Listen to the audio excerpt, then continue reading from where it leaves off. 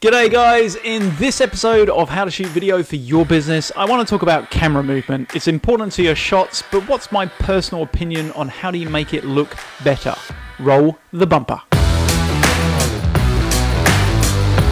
G'day guys, my name is Bruce Garrett. I'm the owner of Gingerbeard Media, and in this episode of How to Shoot Video for Your Business, I wanted to talk about camera movement. It's becoming an increasingly common thing in videos that cameras must move, and I wanted to talk about, have a bit of a ramble through and have a bit of a chat about my personal views on what camera movement means and how you can do it better in your videos. So if that's of interest, then you should stay tuned to this video. And in case it's not clear, this is obviously my personal view. It's not necessarily the right view, it is just my view.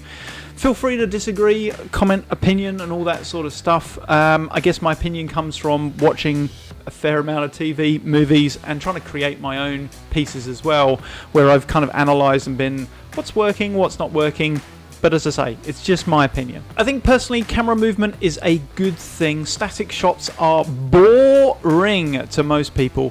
I guess before we had all these gimbals and things and sliders, we started with tripods and just using tilts and pans and maybe a bit of a zoom as well. And then came along the slider, probably maybe 8-10 years ago, something like that, and that really added some nice movement. But obviously it was very lacking in some terms because you could only kind of slide back and forth. And it always meant that if you wanted to get the most from your slider, you needed to make sure that you put something in front of the camera so it could you could actually see that movement behind what you were shooting. And then of course the progression of sliders was that we weren't just moving backwards and forwards, we were also kind of arcing around, so we would slide across and keep that piece keep whatever we were focusing on in focus and move the camera to angle. They're still really nice moves. I think from there we've obviously moved on to gimbals is the big thing at the moment, and has been for probably 5 or so years. And obviously drones themselves are both gimbals and cameras and can move and provide a whole different bunch of movement there. I think the thing with movement is that it's a power, and with great power comes great responsibility. And the responsibility is really to making sure that we get a decent shot for whoever's watching the video that we're trying to create. I think the thing for me is that in anything, and this is outside of sort of camera movement, that we make sure that we don't distract from the viewer. So the viewer should never be thinking, oh, how was that shot? How did that happen? We should just let it happen. They should be able to just sit there, watch it, and be like, oh, this is really good. They should never really, in my mind, be thinking about how it was done.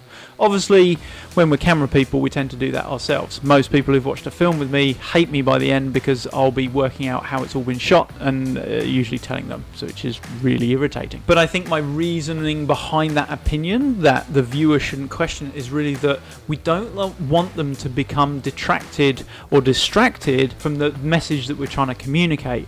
Because I think there's nothing worse if you've seen a piece of video and you're like, oh, that's hard. Like you're concentrating more on the actual video content than the message, then you've completely lost out, and that is massive impact if you're working in advertising and marketing. So to summarize, any camera movement that you are doing shouldn't detract from the message.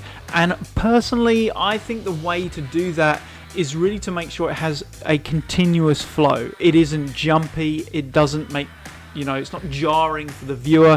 It just has a nice continuous flow. I think the biggest mistake that people typically do with camera movement, and this is extremely relevant and applicable to gimbals, is that they're trying to do too much. So typically they're trying to put all this movement into their shot. They're trying to move too quickly. The other place that you tend to see it is with drones. You'll see people really moving too quickly, too jarring, and it's actually a case of if you can slow down, be more fluid, take time in what you're doing, that will really equate to a far nicer shot and a better production value for your video that you're creating. I think the thing to remember when you're shooting these pieces is that, other than slowing down, is think about trying to hold the shot in the middle.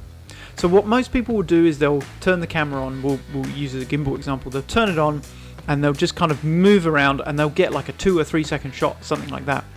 Whereas if they were to get a 5, 7 or 10-second shot, they can use perhaps the bit at the beginning, the bit at the end, or the bit in the middle. It gives you far more option to go through. It not only gives you more to play with in the edit, but also you don't have those jarring points at the end, beginning and end, where you're turning on the camera and you're just making it move the way that you want it to move. It essentially, you need more time to settle into the shot than you'd actually think. So there you go. There's my quick thoughts, my quick ramble around camera movement and how we can all make it better. And that is really to slow down a little bit and to make sure that we're giving a nice amount of space at each end of the shot so that we get a better shot in the middle to use. The final thing that I would mention is you don't have a slider, you don't have a gimbal, you don't have a drone. You can still put camera movement into your shots.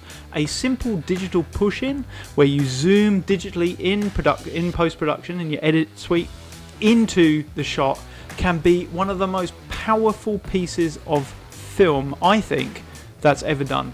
As ever, I want to thank you guys for tuning into this episode of How to Shoot Video for Your Business. We've got our free Facebook group if you need to join us there. We're a podcast, we're on YouTube, it's on our website, all those things. So really do want you to join in and get this information for free. As ever, if you've got any questions or comments, I would love to hear them. And that is it for this episode of How to Shoot Video for Your Business. I look forward to seeing you in the next one. Gingerbeard Media. Get on beard.